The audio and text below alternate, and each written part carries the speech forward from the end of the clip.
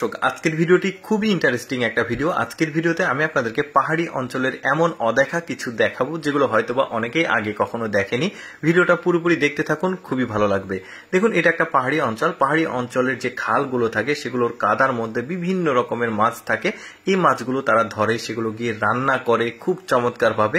তো আজকের ভিডিওতে তেমনই কিছু মাছ ধরা এবং রান্না করার যে দৃশ্য, স্পেশাল পদ্ধতিতে রান্না করবে, ভিডিওটা দেখতে থাকুন আপনারা। দেখুন, এই গুতুম মাছ ধরা শেষ, এগুলো রেখে দিল ধুয়ে মুছে।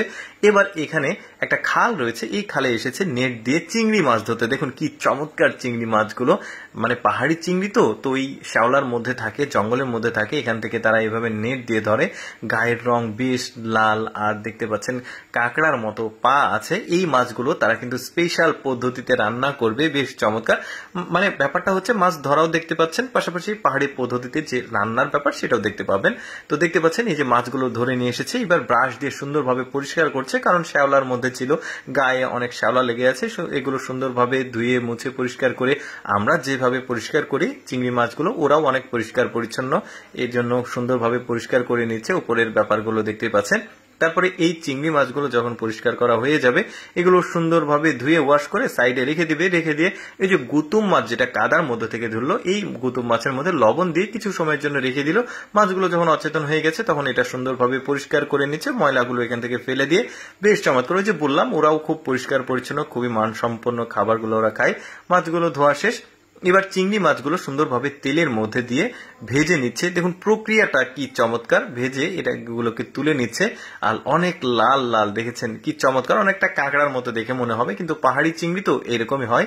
তো এগুলো ভাজা শেষ। এবার কয়ড়াতে ওই যে আদা, রসুন, পেঁয়াজ, মশলা যা যা লাগে সবকিছু দিয়ে সম্ভবত ভুনা করবে, এগুলো দেওয়া হয়েছে। এরপরে চিংড়ি মাছ ভাজাগুলো এর মধ্যে দিয়ে সুন্দরভাবে নেড়ে চেড়ে দেওয়া হচ্ছে।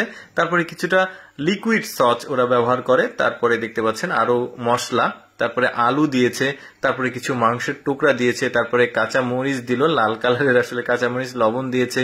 এরপর যা যা লাগে উপকরণ সবগুলো দিয়ে এই যে ভুনাটা হয়ে গেল। আমি শর্টকাটে আপনাদেরকে দেখিয়েছি যাতে পুরো প্রক্রিয়াটি ভালোভাবে দেখাতে পারি।